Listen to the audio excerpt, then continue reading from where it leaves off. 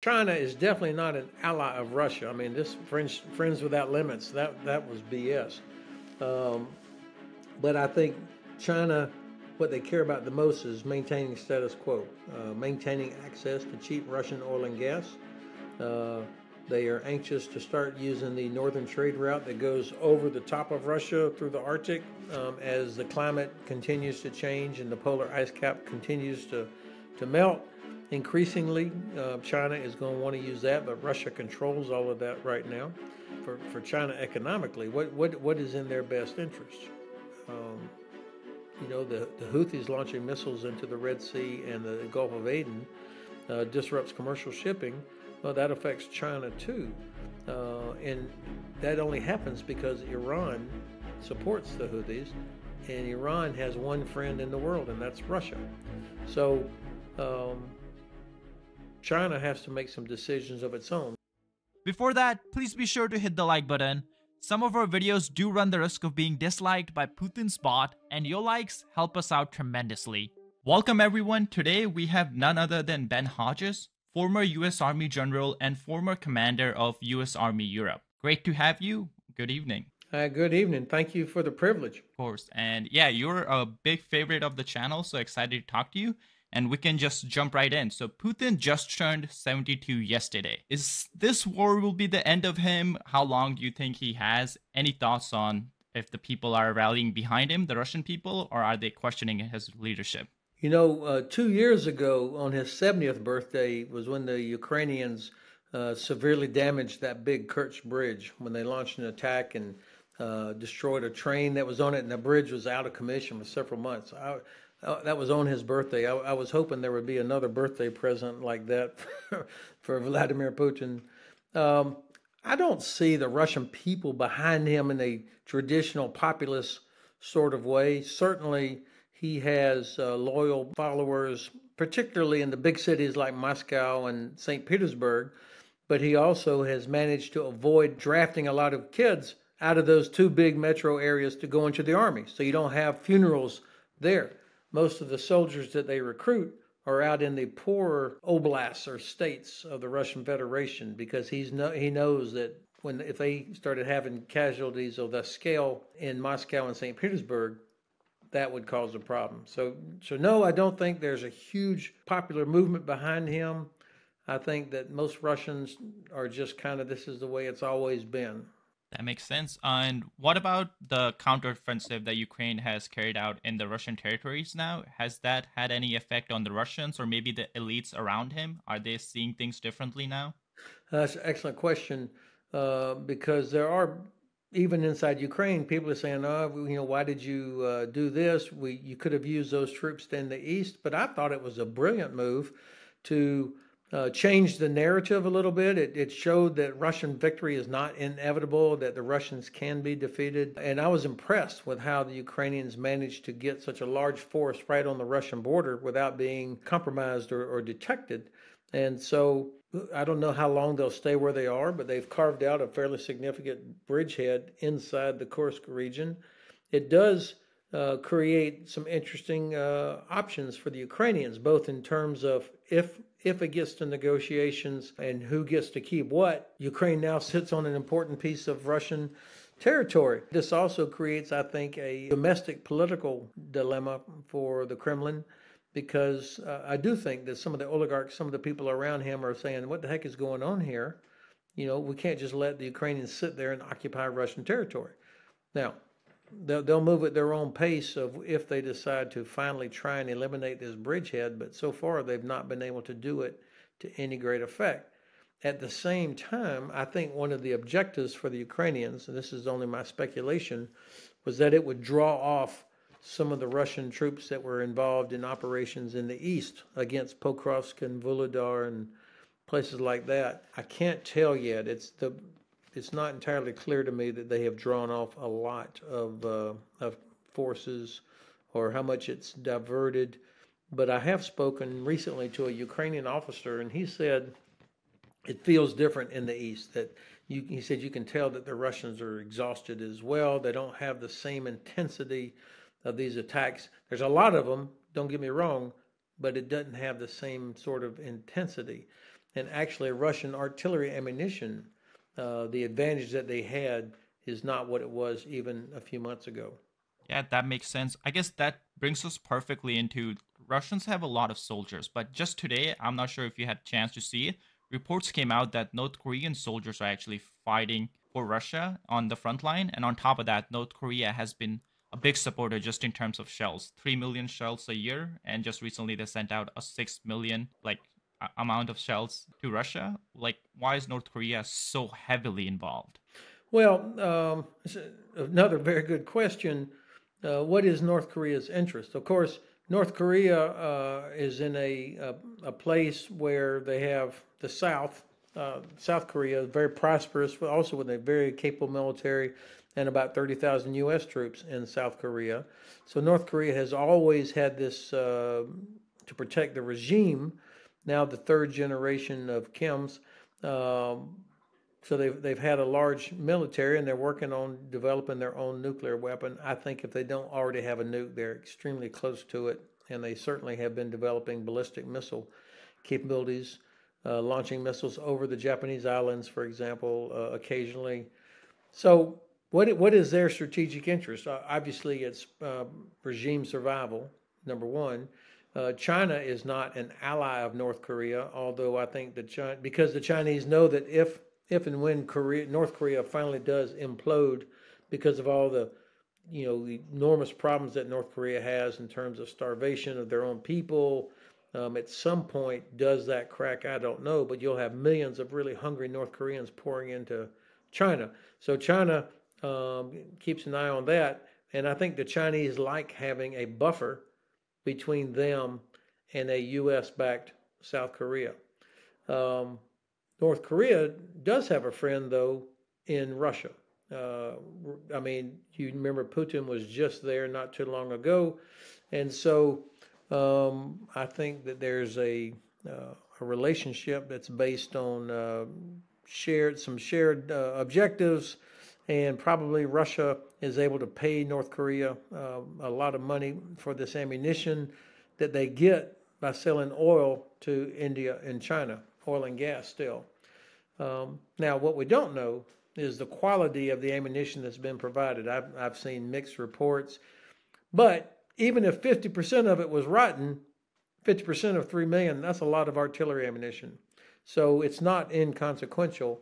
Um, uh, and I'm hoping that at one point the Ukrainians or somebody will figure out a way to disrupt this supply chain. The Ukrainians did destroy a railroad tunnel early in the process, but that was repaired or bypassed. And so it's going to take a sustained effort to really disrupt this effort where North Korea moves ammunition by ship up to Russia, to a Russian port, and then it gets on trains and moves across Russia to Ukraine. Now, how many North Korean troops are there? I'm not surprised that there would be officers that are there, either as technical help. I've heard that the North Koreans were going to provide engineering units, for example, combat engineers. I I can't assess the quality of what they've provided yet.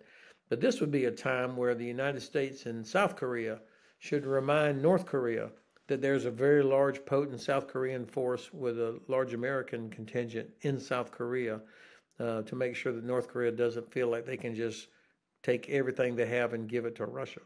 Yeah, that makes sense. Just shifting focus a little bit because this is some recent news. Russia has been, I guess, very involved in post-Soviet states. Like recently, Armenia caught some Russian agents trying to overthrow the government, and then it was reported they were paying 150,000 people in Moldova to vote against a referendum that would bring the country closer to the West. And I've seen you talked about Russia's influence in Georgia. So, like, what's the goal with all this? Like, is it just like influence, land grab? I think it's uh, in the Russian tradition of wanting to control the countries all around them, this so-called sphere of influence that goes back centuries. I think it probably has some historical origins of wanting buffers against invading Mongolians, for example, that sort of thing. But now, over the last couple of centuries, it becomes some entitlement, a sense of entitlement that Russia gets to, as if this was the 18th century, that they get to make decisions for the countries on their periphery of what those countries can do. I think it's as simple as that. You know, if they can keep Georgia from its attempt to integrate to the West, from joining the EU, same thing in Moldova and other former Soviet republics like Armenia. It also reflects their insecurity. I mean, they know once you get outside of Moscow, and if you're not one of the super wealthy there, it sucks in Russia. I mean, it sucks. A country that has endless amounts of natural resources. You know, everybody there should be wealthy. I mean, there's so much oil and gas and so many other things, but because of the legacies of corruption, instead of everybody there getting dividends like they do in Norway or Canada or some other countries, only a few people get to keep everything, and everyone else is kept in the same squalor that they've had since the beginning. And so it's not in the interest of the Kremlin when you have countries on their border start becoming very prosperous when they join the West. So like Estonia, Latvia, Lithuania, 3 former Soviet republics, Poland and Romania, former Warsaw Pact countries. You know, now these guys are all, because of membership in the EU, because of the freedoms that are there, and big countries are investing in them.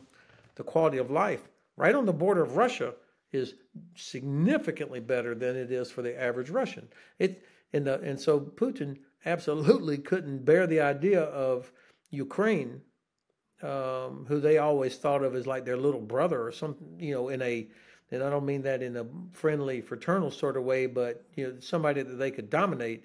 Now Ukrainians, society is open; it's much more successful. People are able to use their potential. Countries want to invest in Ukraine, and so you could imagine the Kremlin looking at that and then having to explain to their own people why life sucks so bad in Russia and it's so good in Ukraine. Now that I'm simplifying a little bit, but I think part of this is their insecurity and their own regime survival. No, yeah, that makes sense because Russians, they brag so much about like the second biggest military, second biggest country, I guess the biggest country, but like, you know, they try to claim that they're the second very powerful in the country, but the living standards are below that of Mexico for the average Russians, which is just crazy to think about. Yeah, well, I mean, how do you define greatness? I mean, what is great? Yes, they have thousands of nuclear weapons, without a doubt, and they have endless amounts of natural resources, but yet they are the second best army in Ukraine. I mean, they have not been able to defeat Ukraine.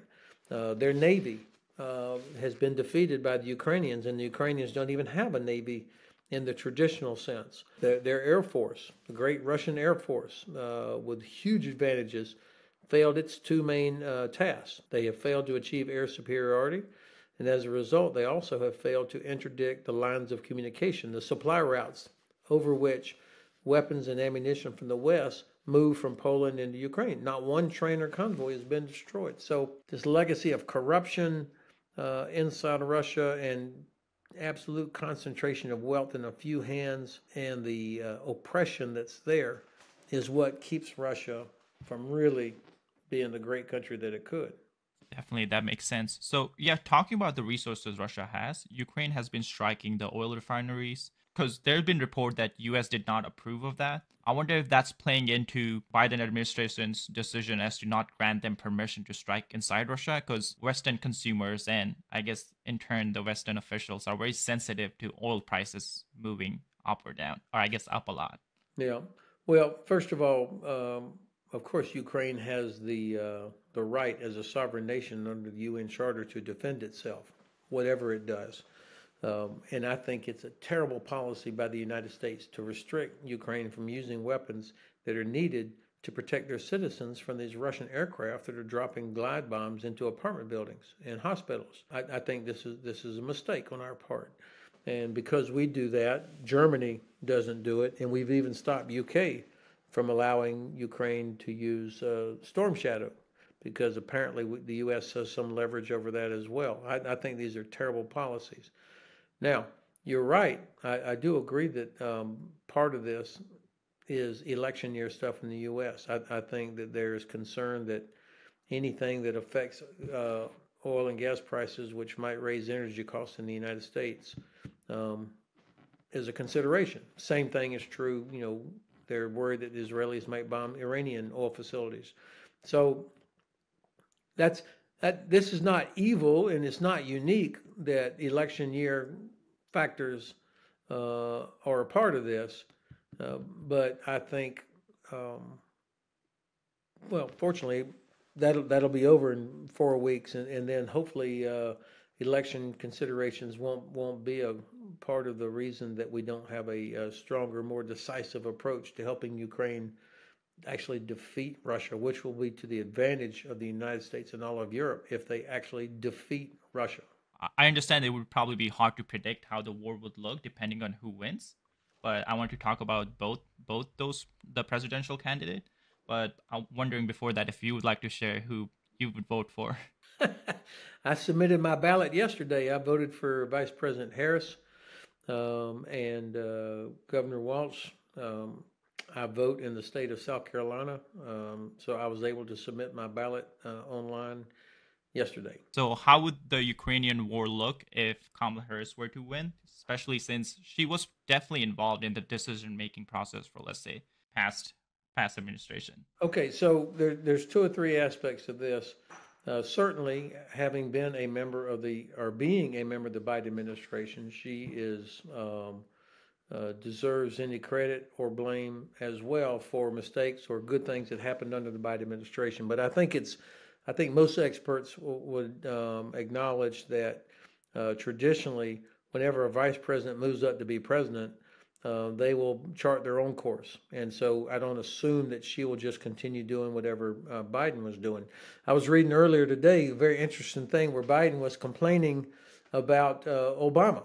After 8 years of the Obama administration, I think mishandling Russia, Biden was complaining about that and saying that he inherited there's a mess in Ukraine because of his former boss. But then, of course, he basically he's got the same people from the Obama administration dealing with Russia, and I think making the same mistakes. I'll be interested in seeing who she brings in if she is elected as her national security advisor, her Secretary of State, Secretary of Defense. My sense is that she will be more forward-leaning on helping Ukraine. I mean, she said as much. She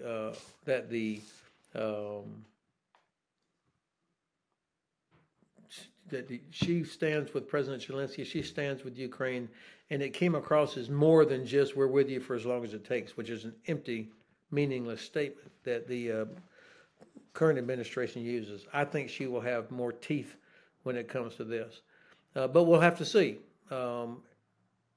Presidents don't get to choose the problems that show up in their inbox. I mean, I think every president goes into office with some assumptions about what's out there, what you think the world is going to be like, and things will happen that you didn't anticipate. Now, if it's a Trump administration, we do have some sense of what that would be like because he was president for 4 years already. We've heard former President Trump, how he talks about, he bragged that he told Putin that he could do whatever the hell he wanted with any NATO country that didn't pay 2%. Now, some people will say, well, that's just Trump. Come on.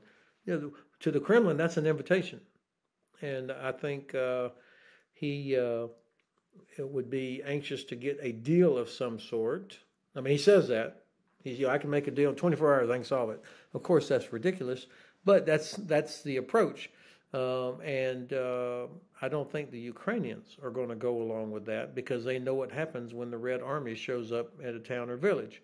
And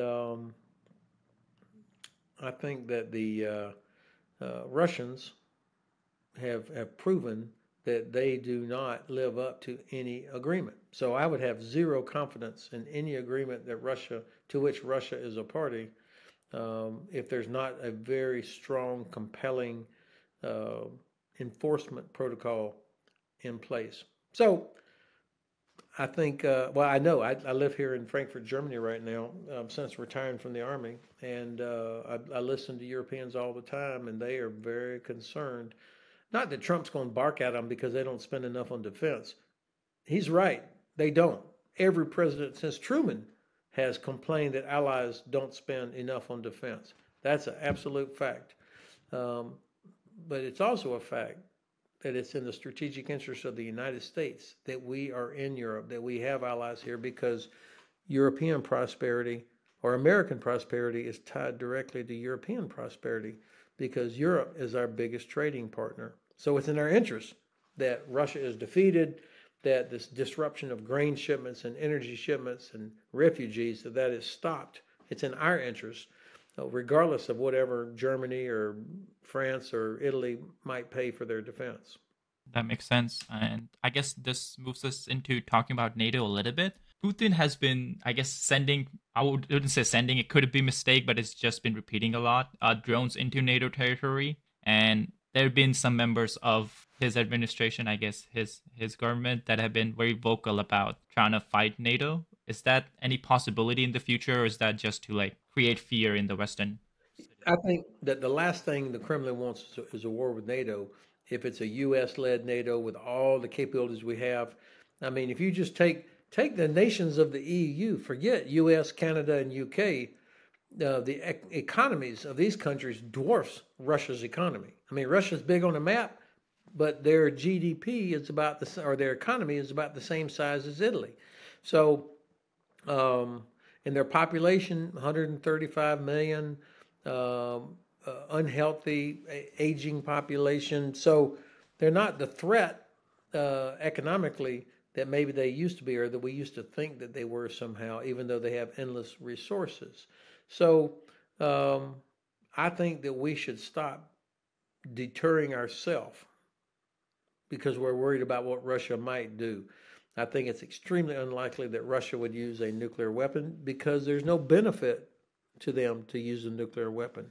It won't be a moral decision, and clearly they have thousands of nuclear warheads and they don't care how many innocent people they kill, including their own, but there's no benefit to it. There's only downsides for them. China and India have told them not to do it. Again, not a moral decision. They just don't want any disruption of their access to cheap oil and gas. Um, the U.S., President Biden said there will be catastrophic consequences for Russia if they use a nuclear weapon.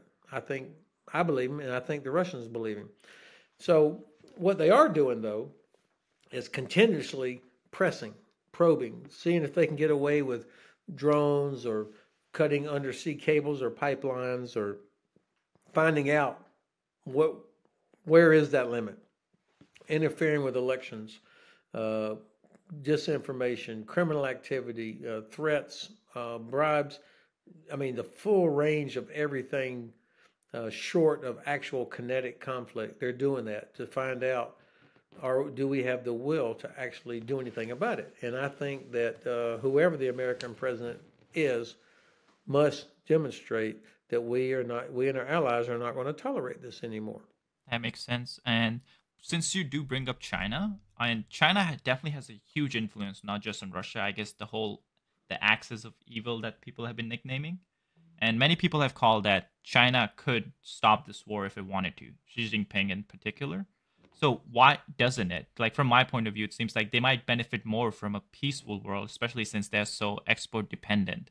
Yeah, that's a very good point. China is definitely not an ally of Russia. I mean, this friends without limits, that was BS. Um, but I think China, what they care about the most is maintaining status quo, maintaining access to cheap Russian oil and gas.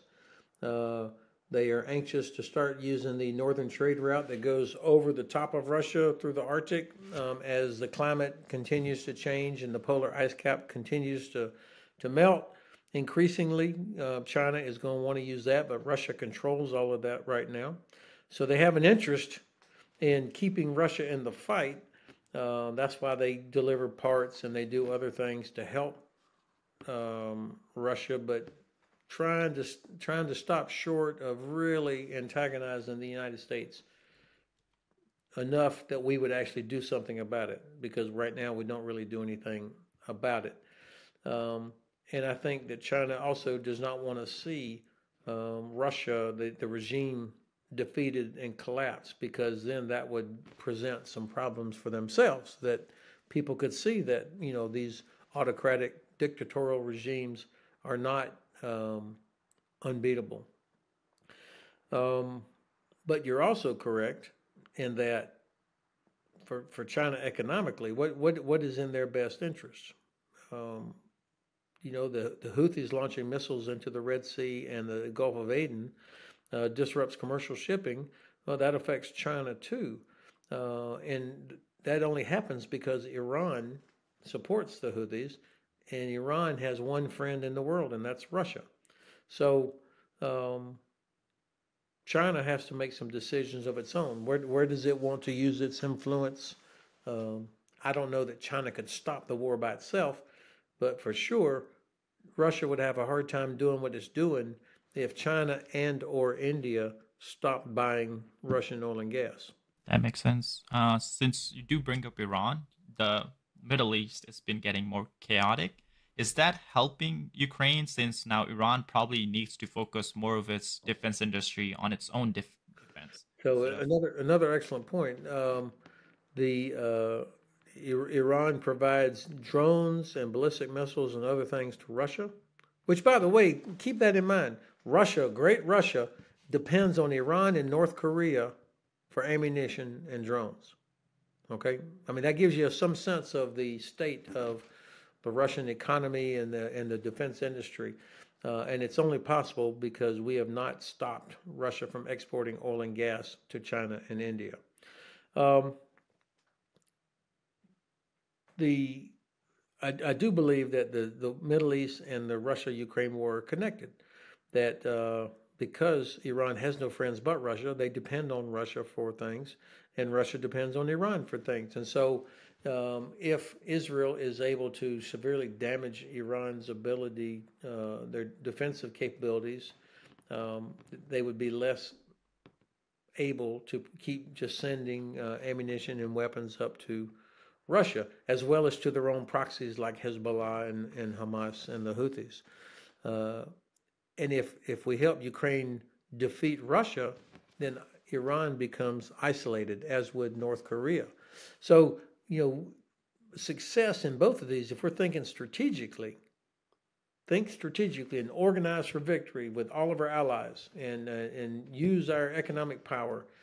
And you help Ukraine defeat Russia, that leads to the isolation of Iran, which is then less capable of helping their three proxies.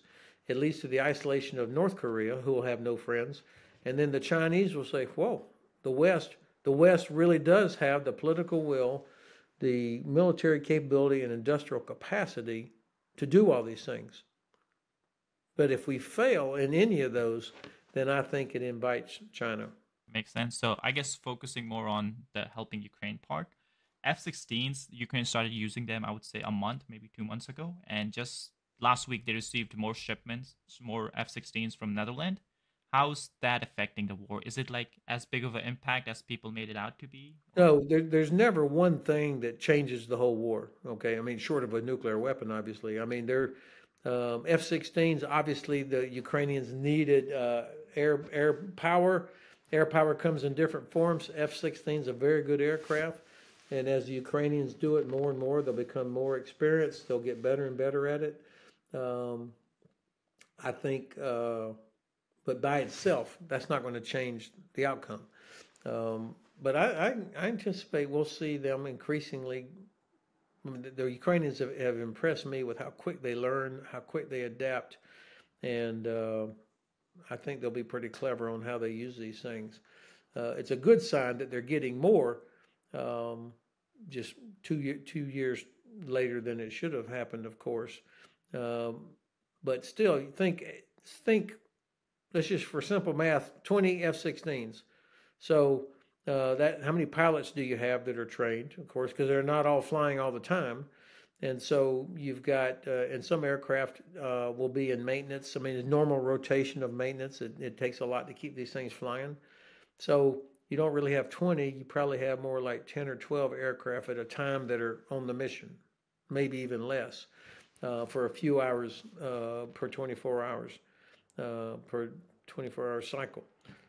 So then you start thinking, okay, you're talking about 4, 6 aircraft.